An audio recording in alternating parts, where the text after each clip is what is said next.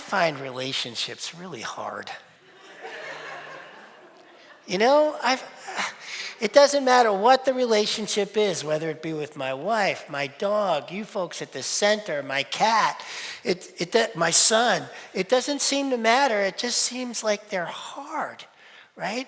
And so it turns out that I am a perfect candidate for hermetism. I could easily go to the top of a mountain, stay there, meditate, and I'd be good. I did it for 2 years in a cabin in the woods, and I was good. And then all of a sudden got this crazy idea about coming back and being in relationship with others again, and it's hard. Family, that's right, family. Oh, you want to know how enlightened you are, go visit your family. So yeah. And so I'm working on this project, a hobby of mine called the Unified Field Theory. I've talked about it before. And in my research, and as I keep getting deeper into it, I came upon something that was very shocking to me. And that was that there aren't objects that are in relationship. Nothing exists until a relationship exists. That it turns out we could find nothing that was independent of relationship in terms of its very existence, whether it be a star, planets, the sun, the universe itself. Nothing, little quirks, nothing exists without being in relationship. So relationship actually comes first. Before you appeared, there was a relationship. Well, you know that, right? Your parents got together and did their thing.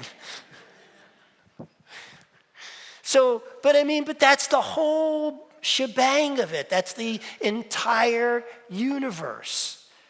That it turns out the original constraint, the original cause of how we all appeared, and trees and everything that's out there, black holes, everything had to do with relationship first. And that really pissed me off.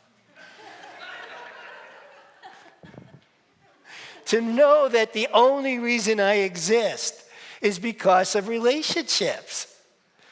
Because I was like, I really don't want them. They're hard. And there it was, proof positive that you can't actually live without them. You think you're independent? People think they're independent?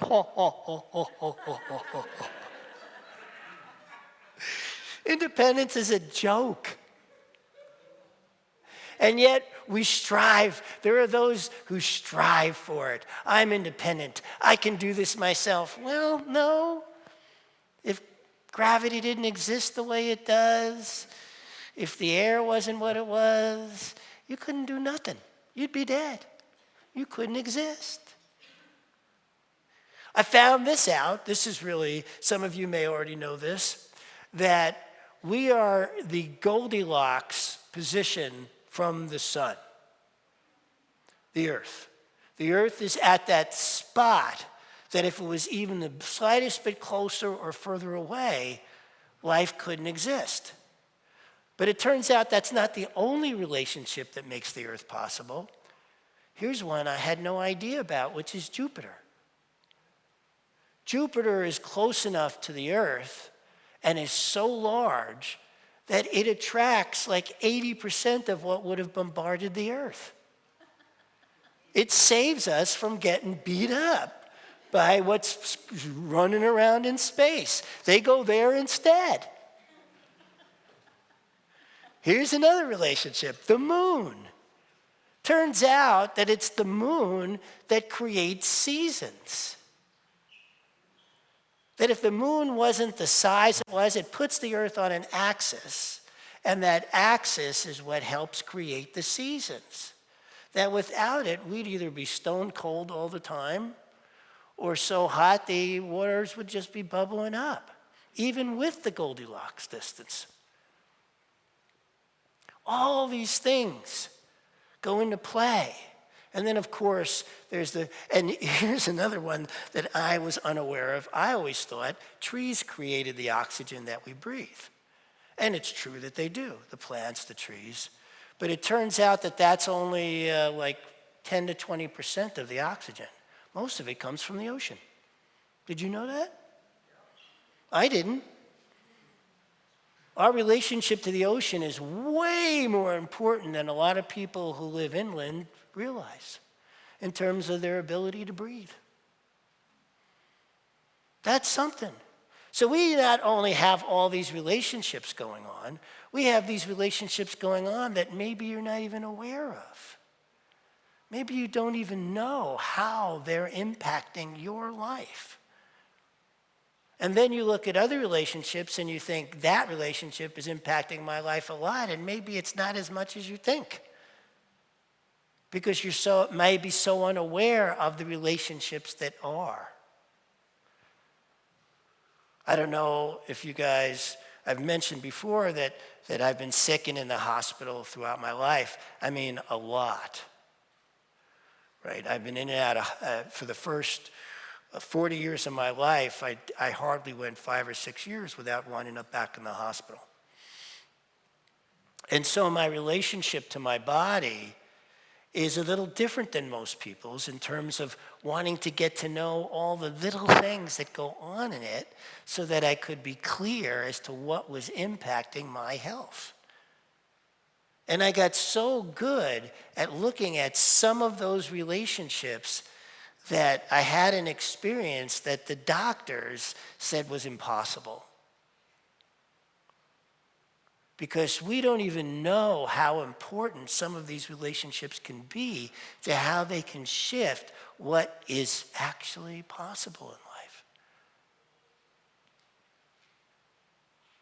So knowing what those relationships are, taking a look, taking the time. So this talk isn't about, since relationships matter so much, we should all be kind and compassionate. That is not the point of this talk, even though it is a good idea. So I'm not putting down that that's a good idea. I'm just saying that ain't the point here. The point here is getting to know the relationships that are in your life to a level where you understand their impact on you and others. To get and to really get clear on the relationship of the relationship. I'm sure there's a better way to say that. But you get my gist about that, right? That there's something there. And one of the things that I notice many people miss, wait for it.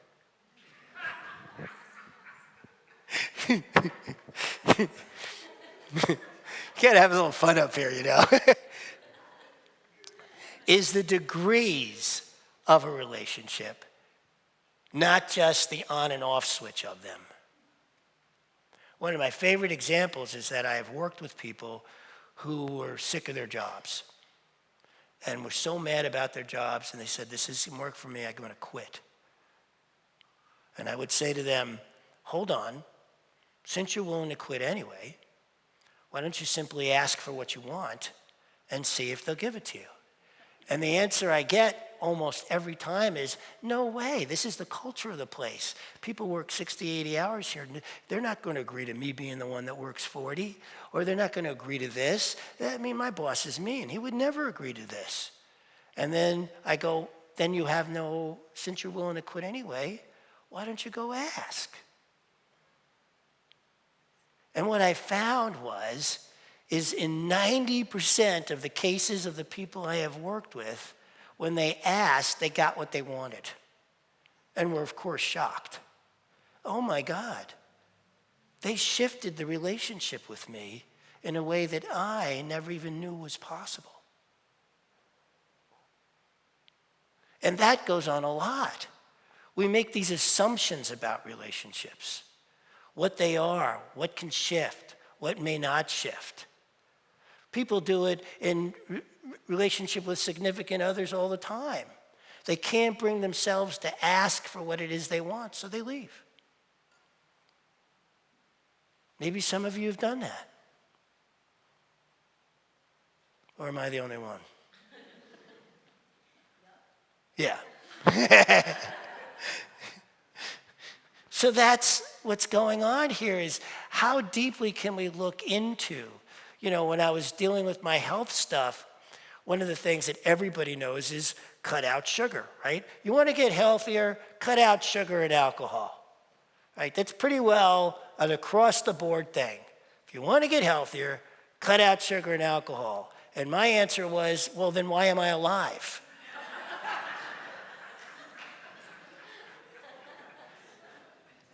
So what I did instead was look at degrees.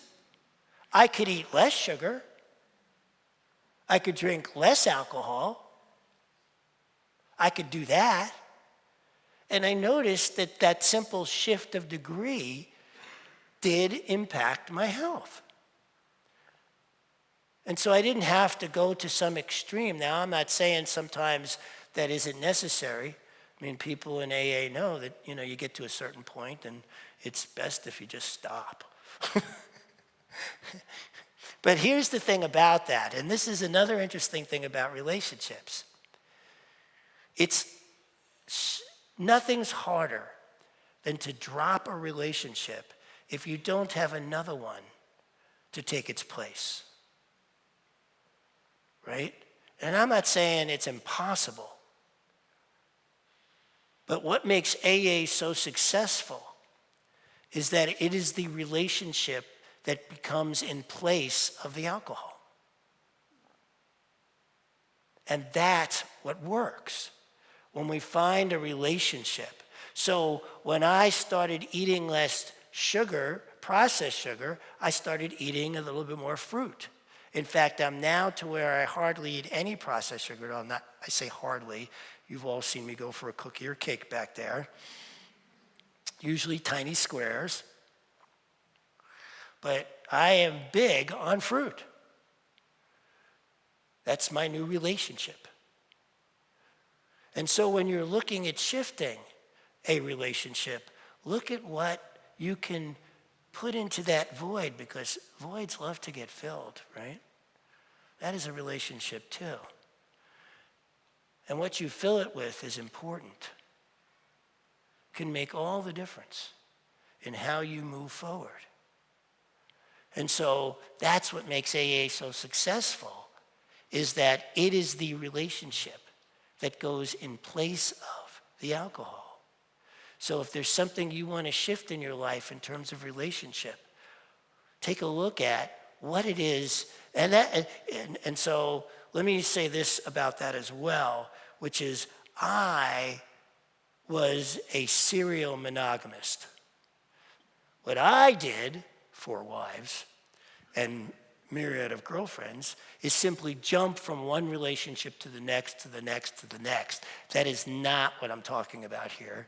That wasn't healthy. It wasn't until I found a relationship with nature in the woods that I was able to center myself to a place where I finally found somebody who I am just adoring being with.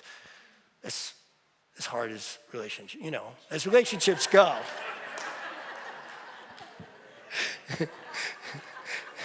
Doesn't make it easy just because I'm having fun with it.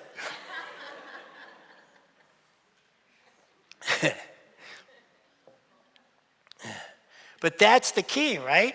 You look for that which you can, that will be not like jumping to another love relationship, but there are other friends, a puppy. When I was in the cabin, I had my dog with me. And it was great. I was having a ball with this dog that was just so happy to go running out into the woods with me and then keep going. And then I'd have to wait around until it finally came back. She finally came back. But she always did. So we had that relationship. And it's interesting as I'm watching my relationship with my dog and cat, right? How they're developing, and my wife. Because people, right, beings have their own way of being on the planet. Have you noticed that? That beings have their own way of being? And sometimes their way of being doesn't fit your way of being. Or am I the only one that has experienced that? And so when we're looking at this relationship thing, it's like, where is those places that do connect, that create a sense of healing? And what I noticed is all the ways I was blocking my own healing by being upset about what was naturally the case. Does that make any sense what I'm saying about that? That there are things that are just, this is the natural way. This is the natural way she is. This is the natural way of the dog. This is the natural way of the cat. And if I'm going to get upset about what's natural, then I'm getting in my own way of healing with that. And so we have a skittish cat. We don't have one of those cats that just jump on your lap and go, oh, I want to be in your lap and get petted all the time. No, our cats, we got a cat that's not I want to get outside and go do my own thing cat. And at first we were like, no, we can't let the cat out. It could get away, it could escape, it could get hurt. And we had all this stuff, and we're taking away the idea that what this cat really needed was its own sovereignty, its own ability to feel its own life, because it was getting depressed just sitting around the house. And so we let it out. And sure enough, it comes back.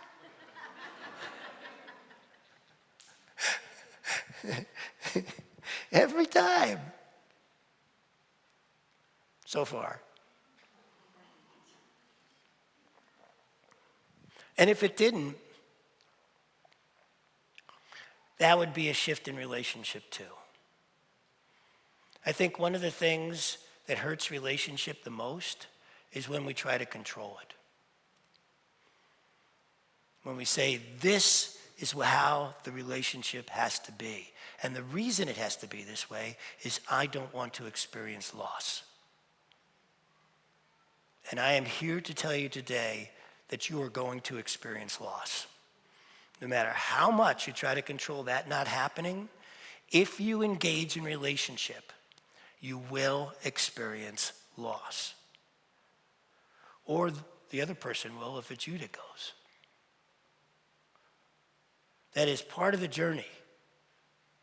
That is part of the healing of the journey, is the acceptance of that piece of it.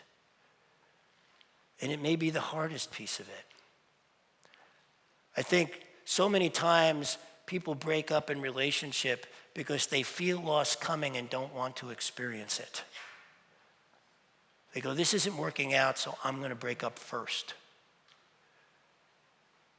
And don't realize that there's all these degrees in between and that they never really asked for what they wanted.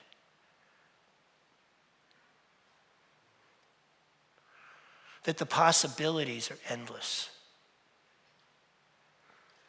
That what's really going on here in this fact that relationship is how we exist,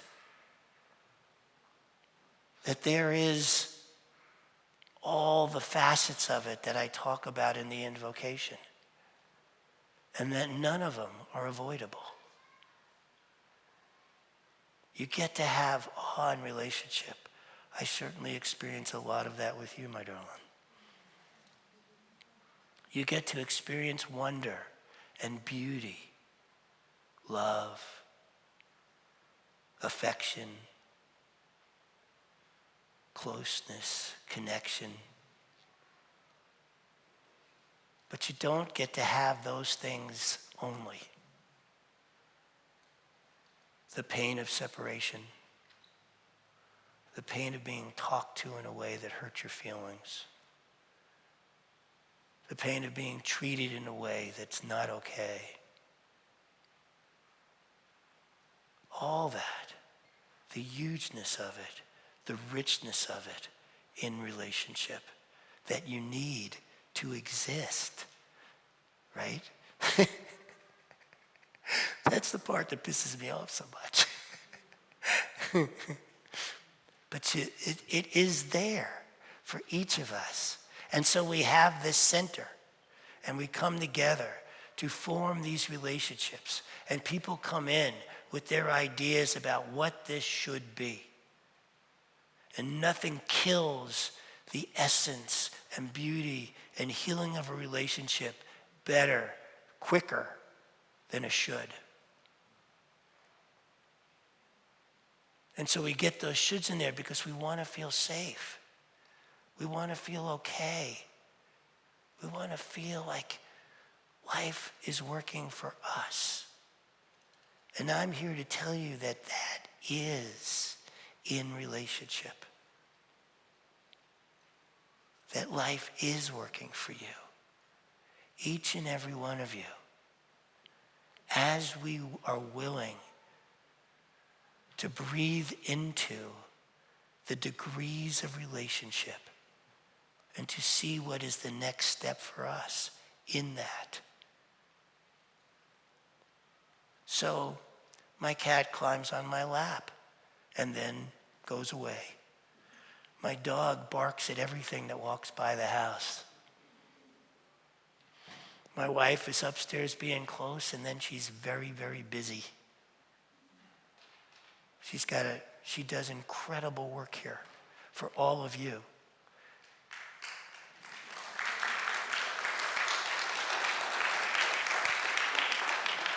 My preference would be that she gave all that time to me, okay?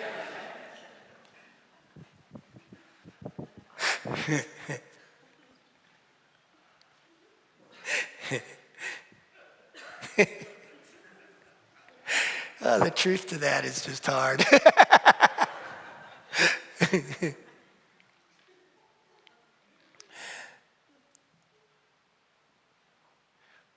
But I relax into that, and that's where the healing is. When you're willing to see what really in this. Is it really that she works hard for you guys and that's the issue? No. That's the thing about it, is once I'm willing to go, it's not this general thing. There's something more specific. And so Ash does this incredible job of coming up for meals and sitting with me, and you know, we kiss and have moments during the day. And it turns out that that works. But if I was stuck on, I don't like how much time you spend at your job, I need more of it. If I was stuck on that, I would have missed all the little degrees that were in there, all the little possibilities that actually fill out the day and feel fantastic and works. I would have missed that if I'd been stuck in the generality. So that's why looking at the smaller degrees can be so healing and so important. Because there's things, there's places, there's feelings, there's moments in there that can be actually deeper than the general thing you thought you needed.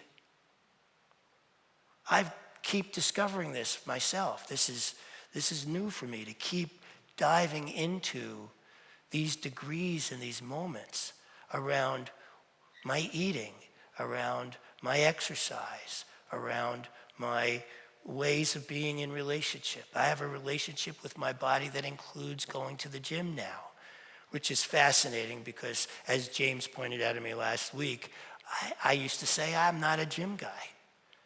And yet I'm going to this gym, and they're so good there about allowing me to modify, talk about degrees, the modifications that are going on to make it work for me. I didn't even know that was possible in a gym, that they could take care of me so well. And it's not just me, anybody who's there. They do a wonderful job of taking care of who you are and where you're at so that you can be with the group and yet be at your own way of what works for you so that I'm not hurting myself. But it takes an incredibly, my willingness to look specifically at, am I going from a 8-pound weight to a 9-pound weight instead of jumping to 15, right? Am I doing 6, 7 repetitions instead of 6, instead of trying to jump to 8? Taking it on that kind of level and seeing what's possible has made a huge difference in my health. Somebody pointed me out just the other day as I was approaching their car. Wow, you got a little jump in your step I haven't seen before. And I've been feeling that. I've been feeling more energy, feeling more alive, not hurting myself, but the willingness to look at the degrees of it in your relationships, with your health, with your significant other, with your pets, with this center. The next time you feel quick to say, this is what it's got to be, ask yourself, is there a degree in here I could look at? Is there something more fine-tuned that I could take a look at? Because that is the places I am finding are giving me the better quality of life. Those little places. Look for those. They're there. I promise. They exist in everything. Because I haven't looked a single spot where they're not. I haven't seen anything where I can't find the different degrees that might exist there. They're there. And no matter what the relationship, no matter what it is you're doing, they're there. And when we're willing to look there, healing exists in those spaces. Your healing, my healing, the planet's healing. Thank you. I love you.